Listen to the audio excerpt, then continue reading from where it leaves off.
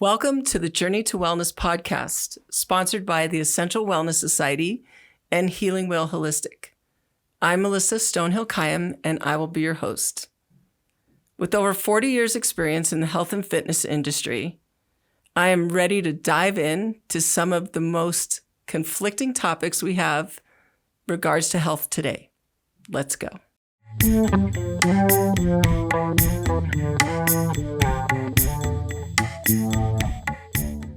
I'm really excited about today's show. I have with me Marissa Blackman. Thank you for being here. Thank you so much for having me. And we just met, and I've been wanting to meet you, and I'll tell you what really attracted me to reach out to you. I was looking at your Instagram, and you had one segment, like these little video shorts that you do, but you had one segment on failing. Do you remember the segment? I do. So I listened to that and I thought, what an amazing message. Like, so many of us are so afraid to try things because we're afraid to fail. And you were talking about failing as being such a nugget, right? Absolutely. And so when I saw you there, I was like, this is somebody with a really important message. And then I reached out to you and learned more about you. So I'm going to ask you to describe yourself, which is I'll always do my best. hard. Who is Marissa Blackman? Oh man, who's Marissa Blackman? I have a love-hate relationship with this question. It's been something that's always been really hard for me to answer. But I feel like the more that I come into myself, the more that I am understanding that I am everything, I am everyone, and I am nothing, all in the same. And in a lot of points and times in my life, I was really attached to the story of where I grew up and how I grew up and all of the trauma that I experienced. And that's how I identified. That's how I describe myself. So when people would ask me, who's Marissa Blackman, I would always go back and describe all of these different versions of myself from my childhood. And now I'm in a space where I'm constantly developing. And so who is Marissa Blackman? It's a trick question. It is. So yeah, it kind of is. It kind of is. I'm a lot of things. I'm a mother. I'm a wife, I'm an energetic practitioner, but more than anything, I am love, and maybe that sounds a little cliche, but that really feels true to me at this point in my life. I used to identify so much with doing, and the things that I did was who I was. And now I'm in a space of really understanding and expanding in that every day. And of course, the universe is constantly reflecting that back to me and challenging me to really embody the being of love. Now, you mentioned energetic practitioner, energetic healing. We've talked a lot about that on this podcast and have many people in different modalities. We reflect back to Einstein and Tesla and energy work. It's not new. No. It's actually very ancient. And what I'd like to find out from people is, what was a pivotal point in your life where you turned on that desire to help others? So I feel like there's been a couple of moments throughout my life that the universe reflected back to me that I get to embody that role of being an energetic practitioner. I guess I didn't always know what that meant. And so kind of going back to what attracted you to me, that video of failure and not being afraid to fail, or maybe not even being afraid to fail, but allowing that fear to drive me forward in a way that I had never let it before. And so, I would say most recently in my life, I really kind of hit this point right around the time that COVID hit, which ironically enough, I think a lot of people, life shifted pretty drastically for a lot of people because that period of time kind of gave everyone an opportunity to go inward and to really sit with the who am I and what do I want and where am I going and what am I doing. And very much for myself, I was a caregiver for my stepfather. I was working in King Soopers, actually. I was working 2 jobs. I was working like 60 hours a week. And as honored as I felt to be in service, there was something inside of me that kept saying, there's something more, and you're running from it, and you're running from it. And so I just kind of reached this point of understanding that if I was ever going to really access and really live and embody the life that I wanted, I was going to have to choose to open myself up to receive what Source had in store for me in a way that I hadn't ever before, because I was afraid of what that was going to look like. Interesting. Yeah, and funny enough, I kind of carried the story my whole life that I was afraid of failing, when really I was afraid of succeeding. It's so interesting. So like when you were saying failure to bring you forward, I love that concept, because everyone that we know of that's great, all the great inventors, experimenters, all the greatness, we can even take great athletes. They all failed, and they failed, and they failed, and they failed again. Over and over. Yeah. And so from what I'm hearing from you is that during this time where we were forced into going inside our own cave, whether it's physical or spiritual, you found a calling. Absolutely. And then you mentioned that calling having to do with channeling, as well as, was it the word ignition that you used? To kind of access whatever it was inside that was turned on. Yeah, I mean, really, it was just a total surrendering. It felt like, some people might be familiar with the term the Tower effect, and if you're not familiar with the Tower effect, essentially it's when the universe is just kind of piling and piling and piling things, but also like stripping everything away that doesn't actually serve you anymore, and it can feel really intense. It could feel like you're losing your friends, you're losing relationships, your job isn't going well, everything that you used to love, you can't stand it anymore. Right. And so at that point in time, I didn't understand that that's what I was experiencing, but it was. It kind of felt like everything in my life was just falling apart. I was working really hard just to barely pay the bills. I was giving all of this energy to friendships and relationships and like not feeling that reciprocation. And so in that space, I kept hearing Spirit say, there's something bigger for you, but you have to stop running. You have to stop putting your blinders on. And so I allowed myself to kind of turn on my awareness, to surrender to, okay, well, what's being presented to me? Okay. What are the opportunities that are just kind of showing themselves? And I had a friend, still have this friend. She's a spiritual teacher of mine, very, very close, human being that I love dearly.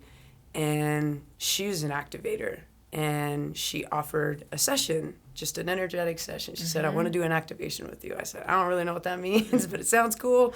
I'm in. Just wanted to be open. And in that session, she started to speak light language, which was, again, not something that felt particularly familiar to me. Light language. Light language, which is something that I identify with at this point. And it's different for everybody. It's a totally different expression for each person, which now I understand that light language is it's the language of the soul. It's just a transmission that comes directly from Source. So some people speak it, some people sing it, some people sign it, draw it, script it. It can come through in a lot of different ways. And for her, it came through in language. And so she spoke into my ear, and it like shot me into this totally different space in time and in the universe. And it was unlike any experience that I had ever had before. I had never had a vision. I had never really felt like God spoke to me until that moment. And it absolutely changed everything for me. I was literally sitting on a cliff on what I can only assume to be my home planet, whatever that means. And this entity was telling me, this is what you're on earth for. This is what you're here for. I've been trying to tell you, but you weren't ready to listen. And now you are. So here we are. Wow. Are you ready? And I said, no, but I'm committed. And that really changed everything for me. After that activation, I came to, I was, in this physical body, and tears were just pouring out of me. I couldn't even explain. So were you in a what I had hypnotic experienced. state? Very on your much so. experiences? Yeah, it was a total subconscious Okay. experience. It was very meditative, so to So speak. did your guide put you into hypnosis? Yeah, so it was, she kind of took me into a meditation.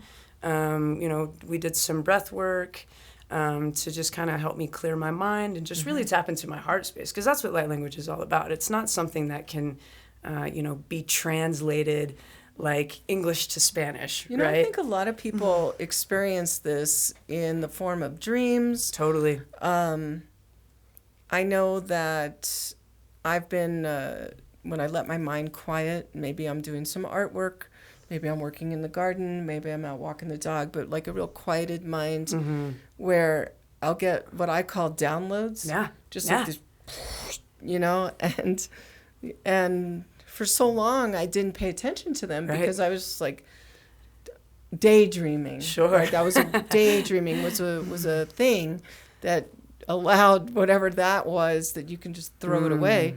But then I started to focus more on, well, wait a minute. I think I want to pay attention to this because Something there. there's some good stuff here. Yeah. So I love the semi-conscious state. I do go under hypnosis very easily. I'm a very good subject because I want to be. Yeah. You know, yeah, I and resonate I with love that. I love that feeling. But now when you received basically a purpose and a calling, it resonated with you, and then you took action. I did. So what does the action part look like for you professionally now? Because now you're working in this field. Yeah, Okay, absolutely. so what does that look like? Yeah, so at first that looked like a lot of going deep within myself. I became very aware of the ways that I was blocking myself from reaching my potential and accessing these really beautiful and incredible gifts that, quite frankly, I believe anyone can access, right? So I'm unique, but I'm not special. I'm not special in the sense that I can do something that other people can't do, but I'm unique in the sense that the way that I allow it to come through me and the way that I've allowed myself to really access that and trust it, because it does require a very high level of trust and faith in what you're receiving to then go forth and be that channel and be that activator for others. So, a lot of that looked like getting really deep into meditation, getting really deep into my yoga practice, getting really deep into breath work, so that I could get out of my mind and into my heart, because that's where we access it, right? Kind of like what you were saying, going from this kind of dismissal of, oh, that's just a daydream or that's just a pipe dream, to, wait a minute, maybe there's something there, because it keeps coming. It keeps trying to talk to me. It keeps trying to show me my true path, right? Like my highest path, my highest timeline version of myself, of who I could be if I let myself just open up and receive. And so once I really started to take meditation and those kinds of things seriously, it became very clear, oh, this isn't just something that you get to do for yourself. This is something that you get to support others with and help them kind of peel back those layers of the human matrix, so to speak. Yes. Right? I'd like to ask you something about the meditation, because we've spoken to a few different people of different styles, and there are many different ways. What way particularly, or what mentor inspired you the most? Oh, man. Well, mentors that I never got to work with, the Buddha, for sure. That's fabulous. For sure. There was something about Buddhism that just kind of always drew me in, and I think that it was that essence of peace and love, and that everyone is the Buddha. It's not just, Right. right? It's not just the chosen one. Everyone is the chosen Right. one. You get to pick that for yourself. Mm-hmm. And so that really became like a core piece of my own exploration into my own practice is really understanding that I am the Buddha and so is everyone. And I get to be that reflection to others, and I get to see that reflection in every single person that I come into contact with, whether I agree with them or, resonate with everything that they believe in. That part doesn't really matter. The only part that matters is that I am open enough to see and receive love in every space all the time, because it's a choice. So what I really love about the story of the Buddha is on our wellness retreats, we always use nature as a way to connect with people and for people to connect to themselves. And it really resonated me with thinking about the Buddha and how he saw his reflection in the water. And I was really metaphorical is that he saw himself in nature. Like he went out to nature. And then we learned of, Rebbe Nachman of Breslov used to practice going out into nature for the greatest connection with God. And many great thinkers have found that going out into nature brings you into yourself. 100%. And that's what I think is part of the magic of living here in Colorado Springs. 100%. Is we may not have the theater district and the restaurants that Denver does yet. And I'm a big city girl, so I miss those things. But the nature that's here is so accessible, and I believe is really feeding this community in the alternative way of going into self. Yes. Because it's everywhere. Absolutely. I mean, literally, like people who don't live here and they ask me about, what do I love about living here? And I'll talk about the peak. Well, it's a mountain. Why do you keep talking about this peak? Then they'll come and they'll visit. Right. And they'll watch for a week, and you can be like, well, look at the peak.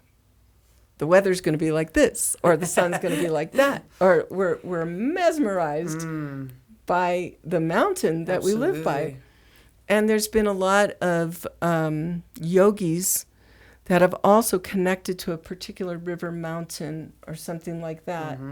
So I love that you are making these connections, and the nature is really a big part of this whole thing. Oh, absolutely. Yeah. Nature is what really taught me to be, right? Because nature's perfect all the time, and nature never forces, right? Like anything that's happening in nature is natural. Right. It's it is 100% what it is. natural. Exactly. It is what it is. It's not good. It's not bad. It just is. It's whatever you want it to be. It's whatever you decide it to be as the viewer, right? It's like beauty is in the eye of the beholder or something like that. And I love to use this metaphor, living here. Like, for instance, this morning, last night it was 80 degrees and it was hot. And so we left our windows open and woke up this morning. The house is freezing. It's 54 degrees. And I was telling somebody that the mere fact that we can never control the wind, but we always can adjust our sails is a great metaphor of when you learn to live with these elements, it's a great way to live with life. Absolutely. And before we went live today, we were talking how we're both Sagittarius, and it matters to me and it matters to you. And what we were saying about that is that, Sagittarius is normally the centaur, right? But it really should be the octopus, because you got your hands in everything, because we are like the manifestation of the real Alice in Wonderland, where you're like, oh, wow, rabbit hole? Great, let's go. I want to, that looks great, or that looks fun, or I'm going to try that. And so we wind up with, we're plate spinning. We've got this going on. And the problem is we do it so well. So when somebody says, well, maybe you should drop that and focus there. And you're like, no. No way. It's like, what? You want me to only eat chocolate ice cream Yeah. and not have the vanilla? Because I love them both. Yes. So I'm really getting that feeling from you too, is that you're an adventurous soul, and you're just so excited about the different things you're doing. Yes, all of them. And now you're in a real pivotal point of your life, carrying life. Yeah. You know? So Yes. that's absolutely beautiful. And I find that when women are carrying another life, that they have no room for nonsense or things that don't work. Because That as was the very baby true. grows bigger, you start purging all the crap, Yeah. right? Yeah. Oh, this doesn't 100%. serve me, and that doesn't serve me. Rapidly. It's like Right? quantum shifts. I love that, Yeah. because then this little soul inside your body causes you to like clean out your junk drawer. Yeah, it really does. So that said, like, where are you most focused now? Like, what's exciting you the most about your practice? Ooh, that's a great question. Thank you for asking that. I would say right now, honestly, kind of coming back into fullness with activations and really tapping into my light language. As potent as it was to tap into that for myself, again, felt really scared of it. I was having visions for the first time. I was channeling these really, really intense experiences, and it freaked me out. It did. Yeah, It freaked me out. I didn't know what to do with it. It felt like this responsibility all of a sudden to go beyond myself, and that felt scary to answer that calling in a way that I never had before. And so in a lot of ways, I was integrating the activations and I was integrating light language, but it was kind of this like 50% kind of like, okay, I'm going to do it, but not too much, not too woo-woo, because then you'll scare the people off. Right.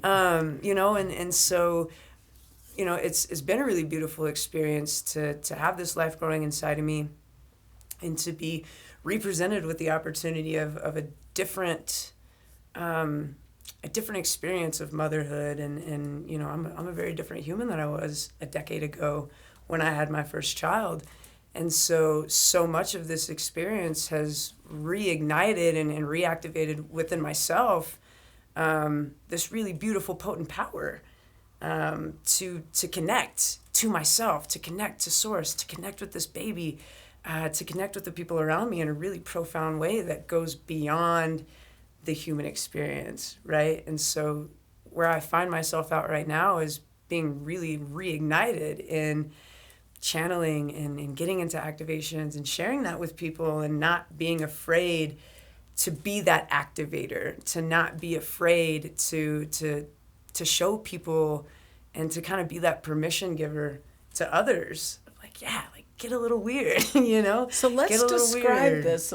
Like if I were to come to you, or someone who's listening were to come to you, whether it's via Zoom or in person, what would our session look like? Like what would a normal session flow be like? Sure. So really, to be transparent, to be vulnerable and honest, it could look like a lot of different things, just because of the way that I feel into people's energy and what I feel like they're open to, right? Because some people are more open to things than others. But really, it looks like a lot of subconscious work, doing work with that inner child, because so many of us don't even realize that consciously we can be really aware of some things, but subconsciously there's still a battle. So would you within be ourselves. putting me down in a hypnotic state? Would I be doing breath work? How would A we be combination. So a combination of breath work, going into meditation. I always ask if people are open to receiving an activation, because I, want there to be that permission. Okay. But a combination of definitely breath work, meditation, and then dropping into activation so that I can channel whatever it is that spirit wants this person to know or wants them to transmute. So what does either the within their activation body. stage look like? If somebody's never experienced that before, what would they feel something? Are there words that are said? What is that like? Yeah, so it's a totally different experience for everyone. I've worked with some people that have expressed that, you know, they saw a vision, or they saw colors, or, you know, they felt something really specific in their body. You know, so similarly to a meditation, it can kind of present itself in a lot of different ways. But ultimately, the way that I bring people into that space is by, you know, starting with the breath, really helping people kind of quiet the mind, tapping into the heart space, and then, you know, dropping into the light language itself, which sounds like a foreign language that you've never heard before. Okay. Basically. You know, and so, you know, from that space, and then, you know, from the activation, and I also do a lot of like hand motions, which is like moving energy in the body. I'm deeply, deeply, deeply empathetic, so I can often feel in my body where someone else is, you know, either has some stuck energy, or has some energy that needs to be moved, or isn't serving them anymore. So just being able to, you know, again, get that permission. Hey, is it cool? I want to tap into your energy so that we can move some things, and so that I can channel whatever it is that they're needing at that point in time. Have you ever felt blocked, like working with somebody and you're feeling like very stagnant, or this isn't really going anywhere, or I'm not really connecting, or have you ever felt that experience? I have. It's relatively rare for that to happen, which I'm grateful for. But I have had that experience, and any time that has happened, I'm a pretty open book. I don't keep secrets, you know, so I'm very expressive of, hey, I was kind of trying to feel in, but it feels like, you know, maybe there's some resistance. That's usually what it is, which, you know, there's no judgment for that. But that's usually what's going on, is that there's some internal resistance from that other being, where maybe they don't think that they're ready, or maybe, you know, spirit wants to bring something in, and they don't want it. They don't want to go there. Well, right? I've actually experienced this in the physical, where I'd be working with somebody's body in a fitness type of modality, right? And let's say you're working on shoulders, and you know that this is activating shoulders, and you're like, oh, so you should be feeling this in the back of your shoulder, blah, blah, blah. And they're like, no, actually, I'm feeling my right calf. And I'd be like, okay, I'll take it. Because I realize that they're so disconnected from their own bodies that even in a physical situation where you're literally lifting a weight above your head, and you're being like, well, am I supposed to feel this in my calf? And, you know, I was like, wow, you know, people are really disconnected from their bodies. Yep. And that's just one example of so many. But when you're doing energy work, it's different than, well, it's actually not different. I'm going to correct myself before I even say it. So you have a physical body and you have an energy body. And the physical body is very tangible. So we can touch a part of the body and be like, oh, do you feel the bicep contract when you do the curl, right? Now, when you're working in energy healing and in energy modalities, you may say to somebody, did you feel your throat chakra open up? Right. And somebody might be like, no, what does that feel like? And then another person will be like, I feel like I just coughed up a fur ball, seriously. They'll be like, I've heard people like cough. So a lot of the work that we do, we have to adjust with the people that we work with. Absolutely. And I'm going to compare it again to the physical body. We have to get a certain amount of buy-in, a certain amount of belief that if I do this and I exercise this muscle, it's going to change. Absolutely. The same thing with Reiki and different modalities of energy healing. If you flex that muscle enough, you're going to start to get more toned in your energy body. Yes. I felt like I wanted to explain that because we're practitioners almost of the invisible. Yeah. And being practitioners of things that you can't touch, feel, or smell. Yeah. Sometimes. Yeah. Sometimes you can, but sometimes you can't. Right. It's a little bit more hoops to jump through. Absolutely. And I feel like one of the things that has helped me be a more powerful channel and to be able to tune into those kinds of things is being in that deeper awareness of the fact that, much like the physical body, if I want really strong arms, I got to work out, right? If I want to be a really strong channel, I have to be committed to coming into my practice every day, even if my practice looks vastly different day to day, which it does for myself. I have to be committed to coming into that space and ditching this story that seeing is believing, right? So even when I come into a session with some people, just kind of like we were saying, some people are a little more open. Some people come in with an expectation. And I always make sure at the very beginning of every session, if you've got an expectation, I encourage you to drop it because you're going to feel what you need to feel. The thing that's going to come through is the thing that Spirit wants you to know. And if you have a certain expectation of what you think you're going to experience and then you don't experience that, well, now maybe you're kind of thinking, well, this is just a bunch of woo-woo stuff. I don't really know if that worked, right? So even with, some of the clients and students that I've worked with that kind of like what you were saying, when you're saying, well, I felt a lot move through your throat. Did you feel that? And they're looking at you like, no, I have no idea what you're talking about. And I said, well, you might not right now, but you're going to. Yeah. Because regardless of their level of awareness, the activation is still there, right? The energy's still been moved.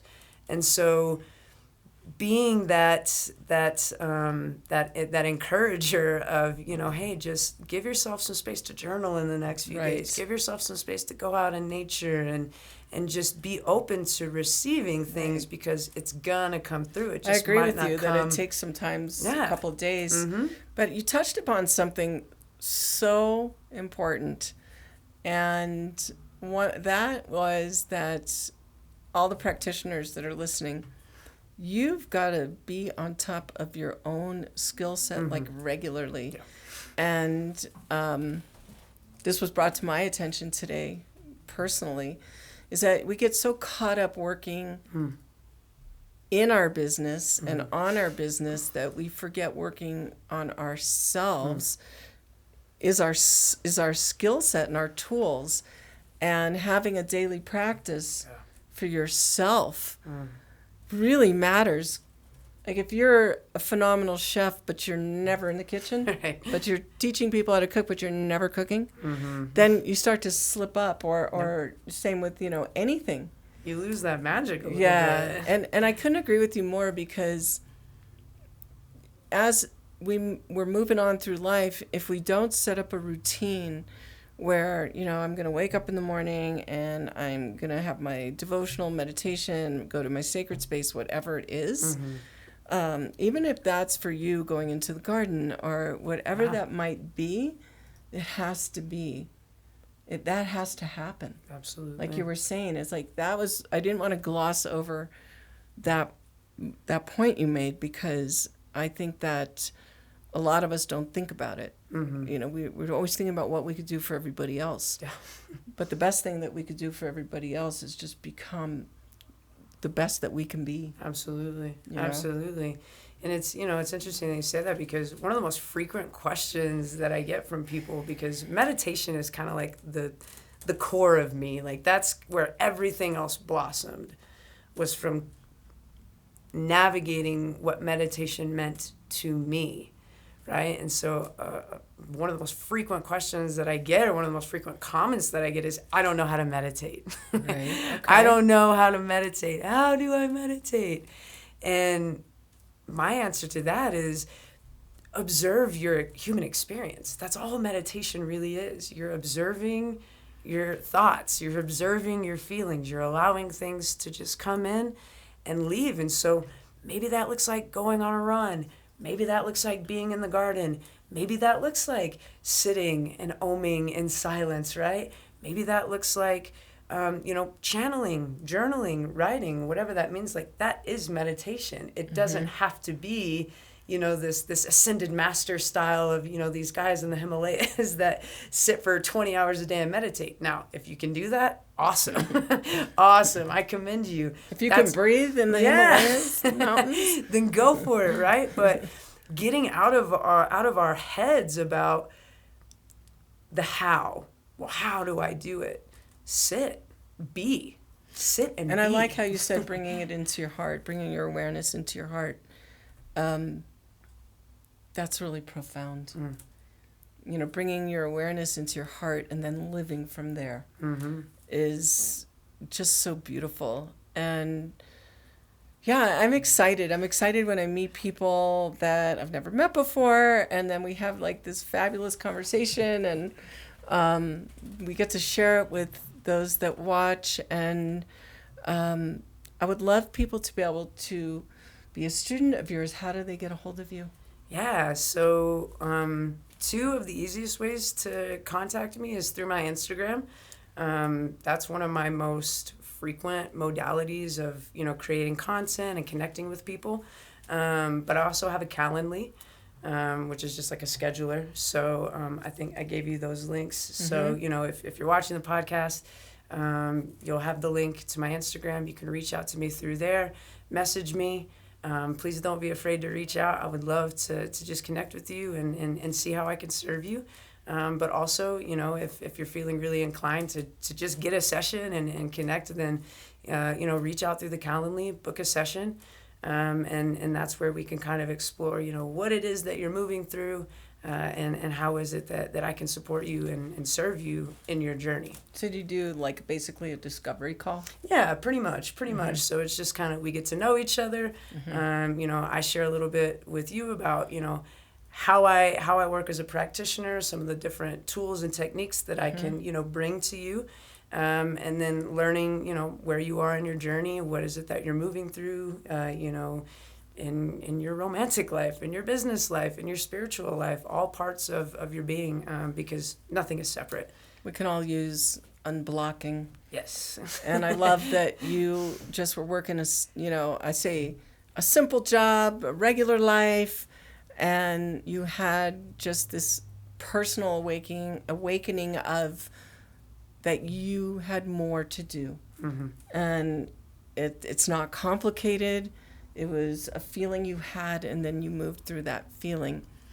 So I told you I was going to ask you this question. Yes. And I sometimes love having the fun question of, if your life currently had a theme song, what would that theme song be? And can you hum a few bars, or do you know some of the words? I do. Okay. It's funny, like, this has always been, again, a hard question for me to answer, but right now I kind of sat with it and I was like, oh, this is it. This is the song. It's a song called Ankh Ujab Seneb. I'd spell it, but I might butcher it. It's by an artist named Free Soul. And I'll sing a couple of bars here in a second, but just to kind of give everyone an idea of the essence of that song, it's essentially about the cycle of life and birth and death, and that everything just is. And the phrase Ankh Ujab Seneb actually means life, prosperity, and health. I'm pretty sure it's an ancient Egyptian phrase. And it's like the embodiment of the isness of being and life. And I like that, the isness. Yeah, that's like the theme. That's the theme of my life right now, is really just like removing these labels, kind of like we were saying, of, removing these labels of good and bad, and really just sitting in what is and allowing it to be whatever it needs to be. And so my favorite line in the song is, he says, "And every death and rebirth is a cycle, eternal life.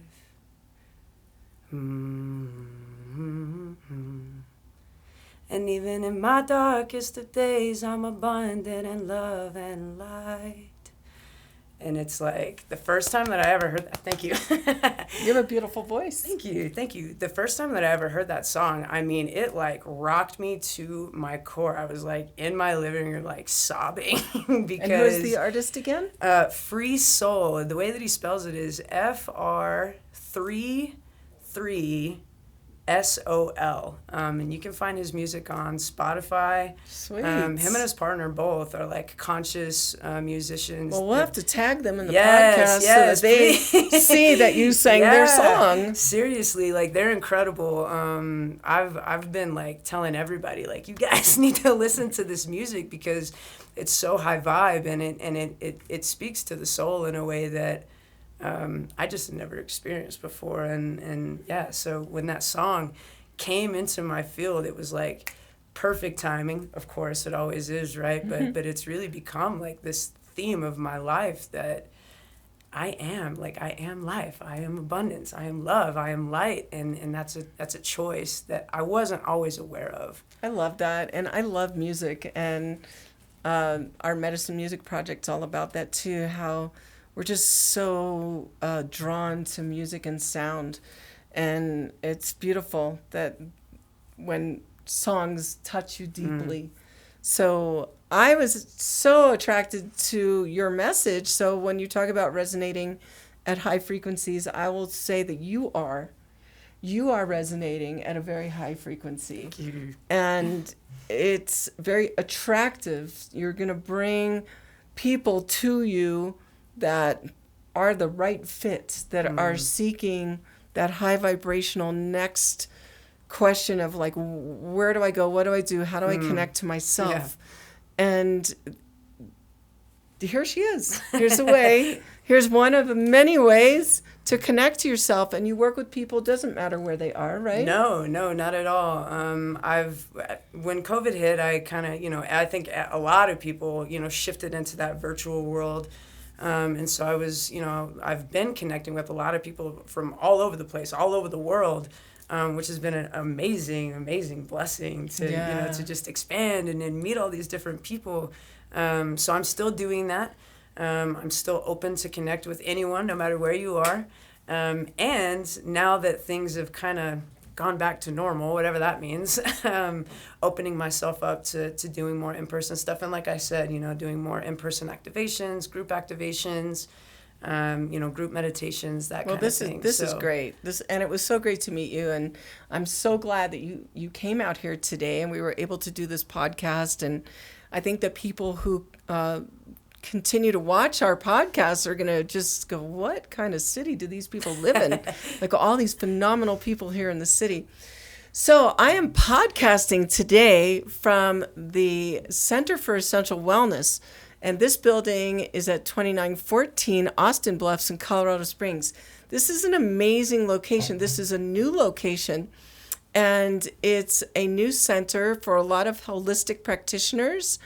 And we're really just pulling it in, creating a center for people to gather, to learn from each other. Workshops available in our community room. We have a community room where you can host a workshop. Center for EssentialWellness.com, EssentialWellnessSociety.com. You can find us on Facebook too. Today's podcast is sponsored by Healing Wheel Holistic and Healing Wheel Retreats.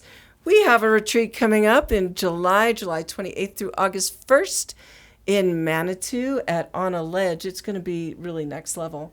Heal the healers. Manitou's a vortex. Elevate. Oh, it is a vortex, it's a right? vortex. It's phenomenal.